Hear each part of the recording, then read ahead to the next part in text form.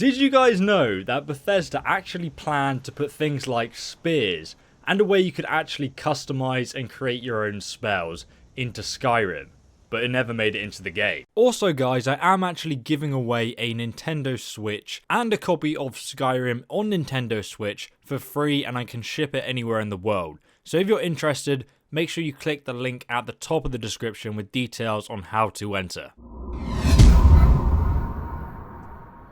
What's up guys, my name is ESO and welcome back to the channel. In today's video I'm going to be talking about 10 things that never actually made it into Skyrim but are pretty damn awesome, so I kind of wish they did. So I'm going to make this video about it to let you guys know what those 10 things are. After Bethesda finished working on the Elder Scrolls Skyrim, they did something called Game Jam. And this was basically a week-long period of time where Todd Howard said to the team, you can literally do anything you want, so long as at the end of the week, you put it in Skyrim. Now, some of the stuff created in this week, like mounted combat, the ability to ride dragons, the werewolf skill tree, or at least the start of it, and also the ability to build houses, actually later on made it into the downloadable content that came out for Skyrim, such as the Dawnguard DLC, the Dragonborn DLC, and Hearthfire. But let's now go over the stuff that didn't make it. Up first at number 1, we have seasonal foliage. And as you can see, and as you'd expect, the trees slowly lose their leaves in autumn, and then the leaves are covered by the snows of winter, and finally when summer returns, the grass begins to grow and the leaves return to the trees. Now the way this was done was relatively simple, mainly just changing the ground textures and adding and removing the leaves from the trees around Skyrim. Despite this very simple change though, the effects are actually huge and very immersive. In my opinion, it really makes the world come to life. As we go through this list guys, I'm going to link you to different mods that basically fulfill a similar purpose. So I'm going to leave those mods down below linked in the description if you guys are interested.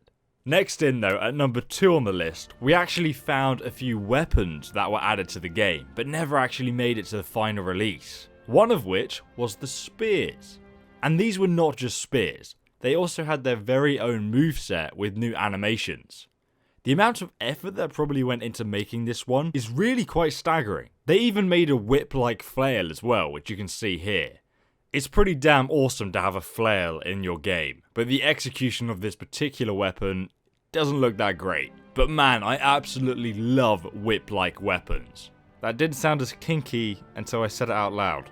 But seriously, the physics on whip-like weapons is so difficult to do correctly. That's why we never really see them in video games. Next up on the list, we have number 3. This one basically added in some additional stealth mechanics into the game, such as water arrows, which would be used to put out torches on the wall. This is something you can kind of do anyway, physically, by walking around the dungeon and activating the torches. But this other mechanic works a little bit more like the one we saw in the game Thief. Again, a very simple but enjoyable gameplay mechanic. It was even made so that guards could relight the torches again, making it even more immersive. They even added an assassination vision, which works exactly like the detect life spell, apart from there's more of an orange hue to when you can see people walking around. Looking through this stuff, it really does make you realise how many more game mechanics there are in Skyrim, and how much further each individual thing can be developed. I mean, that's really why people are still modding it today, why the game is still successful, because there's still so much more stuff and you can do to it, which really does speak for itself. Next up at number 4, we have Xbox Kinetic Shouts. The idea of this just sounds so fun. Now you actually have to learn the dragon tongue to use shouts. And they got this to a working system as well. How fun would a voice recognition system be? Definitely a lot of fun in my opinion. Actually physically shouting Lydia off a cliff would be good banter. I guess you could see it as more of a gimmick, but personally I absolutely love this idea. But let me know what you guys think about that one in the comments. Potentially, like, if you had an accent or something, maybe it wouldn't pick up what you were trying to say, but this would have been so fun. I love it. So next up guys, at number 5, we have moving platforms and hanging structures in dungeons.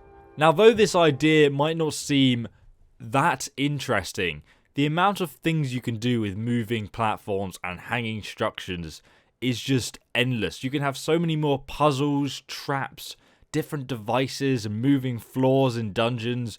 It would really make the spaces a lot more dynamic and different from one another. Another thing that was also added in this Game Jam week was moving water currents. And this actually did then make it into a later downloadable content, which was the Dawnguard DLC. During the main questline, they would have this dungeon where you'd be walking across a rope bridge. The rope bridge would break and you would land in a giant rapid, and then you'd just be like whisked away to the actual main area of the dungeon. And that was just so exciting. I remember the first time that happened to me, and it was such an interesting mechanic to have currents in a dungeon. And you can kind of see how Bethesda are using it in the background here. Like, they were thinking, okay, maybe if you fall in this area, then you get whisked away back to this other secret area or something. There's just lots of interesting ways you can go with this moving physics idea. Next up, number 6. Extra companion options. Now, quite a lot of this stuff has been later added by modders, but this is definitely one of my favourite things that never made it to the final game, because Bethesda actually did intend to add further features, like being able to change your follower's combat style from a shield-bearing warrior to a spell-firing sword-slinger. You could also tell your follower to follow you at a further distance. Say for example, if you wanted to approach a specific area more stealthily and their heavy armoured boots were just smashing on the ground and giving you away all the time. Or maybe you just wanted Fiandril to cover you with his archery skills. Another option that was never added was being able to talk to the court mage and actually ask them to train your follower in the arts of magic. For a price, of course. And also the ability to favourite your follower's armour so that they would actually only wear what you wanted them to. This idea would have removed the issue that everyone had when you would give your companions some special gear and they would automatically equip the best piece of war gear or weapon that you'd given them. So for example, at one point in my playthrough I gave Lydia some destruction staffs just to carry for me, and suddenly she turns into a dual-wielding fire staff mage and goes crazy thinking she's some kind of badass running around Skyrim with dual destruction staffs. We never have a boring day with Lydia, do we? Next up guys, at number 7 on the list, we have a very simple mod that Bethesda actually intended to add all the way back then, which was footprints in the snow. Now if you guys haven't yet modded your game with footprints in the snow, I think it's also available on consoles as well. It's such a tiny mod that just adds footprints wherever you're walking to yourself and your follower as well, and also many of the NPCs around you.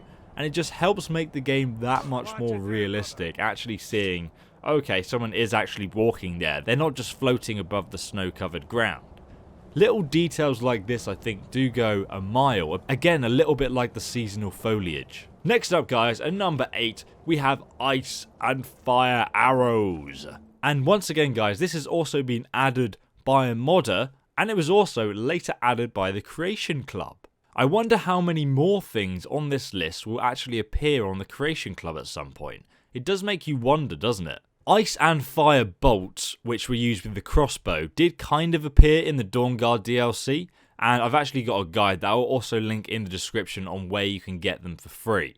But basically, it was pretty useful for an archer because you wouldn't be able to do any form of elemental damage. So having these elemental arrows, that would be ice and fire arrows, would actually be very helpful. I actually did a review for the Creation Club of these arrows, and I wasn't very impressed simply because there are a lot of bugs with the Creation Club version that still haven't been fixed. And you're paying for it, which is kind of ridiculous. But I'm not going to go into a rant about that right now. Instead, we're going to move on to number 9 on the list. Very dark dungeons. This is also a feature that has since been added by modders. But the idea behind it is to make dungeons more interesting, more exciting. Firstly, in regard to combat, when exploring a dungeon, you must take your time, in case you stand on a trap or awaken a bunch of enemy Draga without realising it before it's too late. I mean, personally, I know pretty much every dungeon in Skyrim relatively well now, but if you're running through a dungeon that you've never explored before, and you don't know what's up ahead, you're going to be more cautious. You might run for a very big room and not see that on the edges of that room, there's actually Draga crawling out of the walls and the coffins, and God, it just sounds creepy, doesn't it? Running through blind though will get you killed. This is the idea. Light itself becomes a very important game mechanic for exploration. I mean, imagine if you're walking through a really dark dungeon and suddenly a spider just falls out of nowhere right in front of your feet. If you are interested in this experience, I suggest downloading the Darker Dungeons and Darker Night mods as well. Quite a few ENBs actually include these types of mods, and I already made a guide on how to install an ENB if you're a complete noob to it. Another mod that goes really well with the Darker Dungeons mod is the Lanterns mod, which adds lanterns for yourself and your follower that you can attach to your belts. Depending on your preference, you can even have the lanterns use a fuel source, such as oil, so you actually have to keep your oil topped up, otherwise you'll be in the pitch black. You can really change the way the game works if you want to. And lastly, at number 10, we have the spell combination system.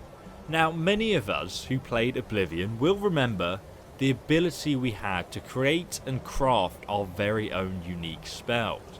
You could literally set how much damage you wanted your spell to do, how big the radius of explosion could be when it impacted, and how long that effect might last. For example, a 10-second paralysis effect. And depending on how powerful you made that spell, it would say, okay, it will cost you this much gold to make it, and it will cost you this much magicka to use it.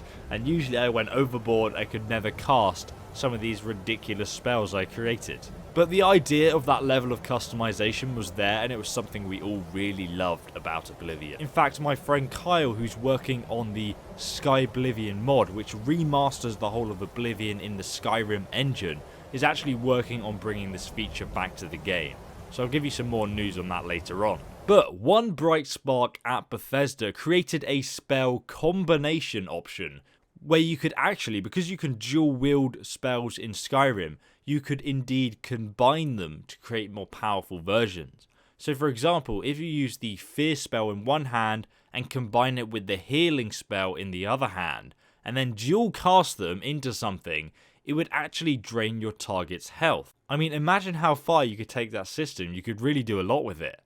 There were even a few new spells added to the game, such as the Paralysis spell rune, where you would be able to place the rune, and then if anyone walked over that, they would be paralyzed. I imagine this was not added though because it was considered rather overpowered. The team also experimented with things such as higher level enemies, way gates and way shrines, which were actually later added to the Elder Scrolls Online. And also a giant mud crab was created in the game, because if you can, you should. And now finally guys, I'm going to leave you with one last bonus snippet of info. We all by now know how to become a werewolf in Skyrim, but they actually were going to add the ability to become a werebear with its own skill tree as well. And many people don't seem to actually be aware of this, but you can actually follow my guide in the description because you can become a werebear in the Dragonborn downloadable content if you've got that installed. And I've made a guide on exactly how to do that. It's a pretty fun thing, so definitely go try it out. Please hit that subscribe button and press the little bell icon next to it, and then YouTube will actually notify you whenever I release a new Skyrim video. Let me know in the comment section if you enjoyed this one, and I will see you guys in the next video. Have a fantastic day, and goodbye.